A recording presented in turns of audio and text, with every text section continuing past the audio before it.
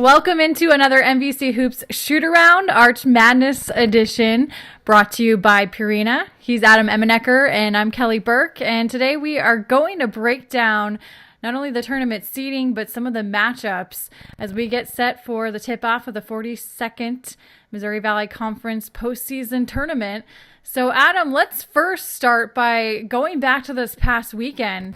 Some surprise outcomes in the final weekend of the regular season and how some of those game outcomes impacted the tournament seeding.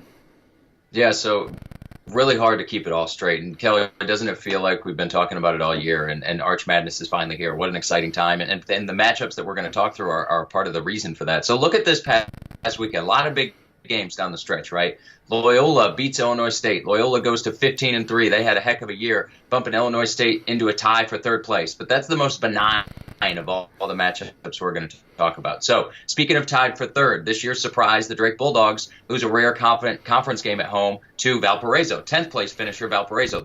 That loss, if Drake would have won, they could have tied for second with Southern Illinois. Because they lose, they move into a third place tie with Illinois State, which moves them to fourth. Stay with me here. We got a lot more coming. The surprise of the day to me was Evansville mollywopping Southern Illinois in that two game. Evansville getting that win moves them into the potential for a three-way time of for seventh.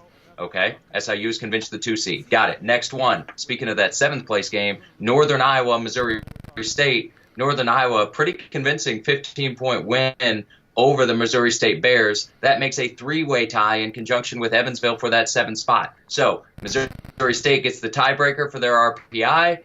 They're going to play Valpo in that 7-10 game. Evansville will play Northern Iowa in the 8-9 game. And then probably the most exciting finish of last weekend, Indiana State with a buzzer beater to hold off Bradley. And Greg Lansing, if you follow the Missouri Valley Conference, you have definitely seen this. Greg Lansing going into the locker room, getting hype behind his team and saying, listen, I'll see you guys on Friday in St. Louis. That buzzer beater moves them out of a potential tie for that 7-10 matchup. Instead, moves them in sole place or in sole possession of sixth place. Now, Indiana State's going to face Illinois State in the 3-6 game. Drake will battle Bradley in the 4-5, and I'm out of breath. Well, I'll pick it up for a second then for you, since you just mentioned Bradley and Drake, playing in that 4-5 game. And this is the fifth time in 6 years that they have faced off against each other in the tournament. Now, the difference this year is that they're not playing in the opening round. But how do you like this matchup to play out on Friday? Because this is a tough opening and draw for Friday's matchup.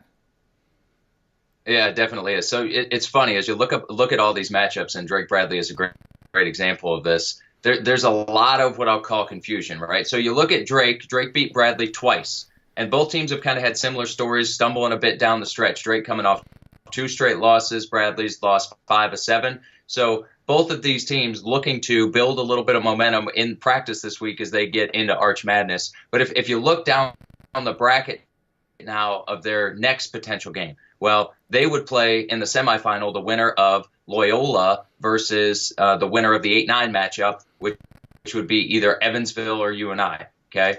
So if you have Loyola in that game, first of all, Loyola in the first round, in their opening game, congratulations, you get the 1 seed. You might play a team that beat SMU, NC State, and UNLV all on a neutral floor. Congratulations. Oh, by the way, that team also just beat the preseason conference favorite by 15 and has won 3 out of 4. So no question it's going to be a tough matchup for Loyola coming out of the gate. But then if you transition to the semifinal, let's say Loyola wins that game and they're facing the winner of Drake Bradley. Loyola lost to Bradley. One of their 3 losses this year was to that Bradley team. So a lot of intrigue at the top of the bracket there. And then if you go down to the bottom, you look at Indiana State, Illinois State, the other game we know that we'll see. Both those teams finishing strong. They split in the regular season. Illinois State 6-3 in their last 9. Indiana State coming off 2 straight wins. And between both those teams, you could make an argument those are 5 of the 8 best players in the league. So a lot of firepower, especially on the offensive end in that game. And then if you look at Southern Illinois beat Missouri State twice and split with Valpo. But Missouri State, remember, they have the best NBA prospect in our league on their team in Alize Johnson, and they were the preseason number 1 in the league. So Kelly, listen, there are times, there are places for bold predictions. I have absolutely no idea what I'm going to see out of Arch Madness this year. I don't know which team is going to be able to rise above and get a chance to win this championship. But I'll tell you this, I don't know that I've ever felt so strongly that a 7 through 10 seed would have an opportunity to make the final game. This one's going to be really exciting. Yeah. Well, Loyola, so they come into the tournament having won 7 straight, but besides the Ramblers, who do you feel like is the hottest team right now in the Valley?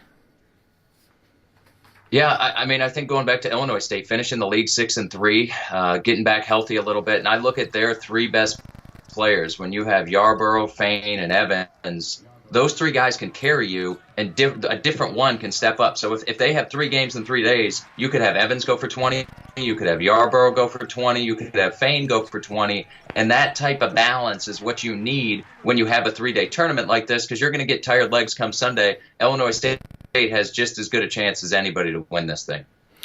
You mentioned a little bit ago Southern Illinois and just that shocking loss on Saturday to Evansville, and it wasn't close. It was a 31-point drubbing.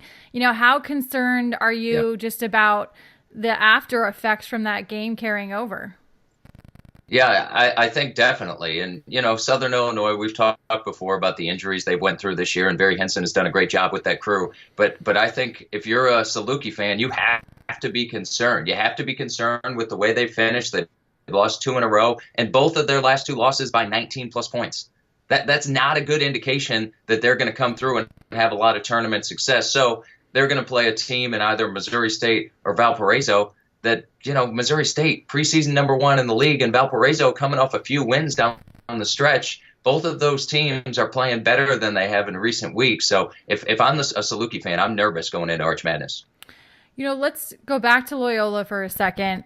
Let's say they get upset, whether it be in the title game or even sooner. Given their resume, 25-plus wins, an RPI right now at 34, and the record with Clayton Custer, and the fact that they haven't lost since January 3rd, do they have a strong enough resume to make the NCAA tournament if they don't win the tournament title?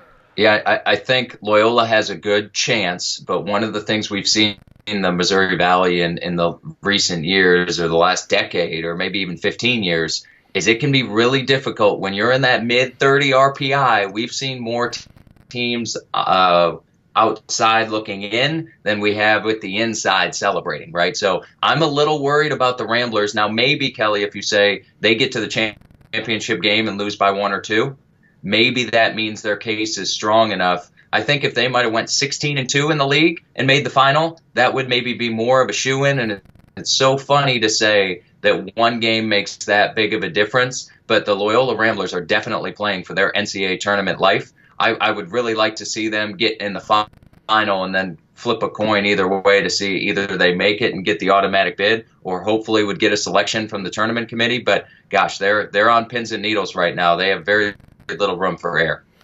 So I know you said that you have no idea what's going to happen, but you at least have to have an idea of who you think might win the tournament. So if I put you on the spot right now, which I am, who is your pick to win the MVC tournament?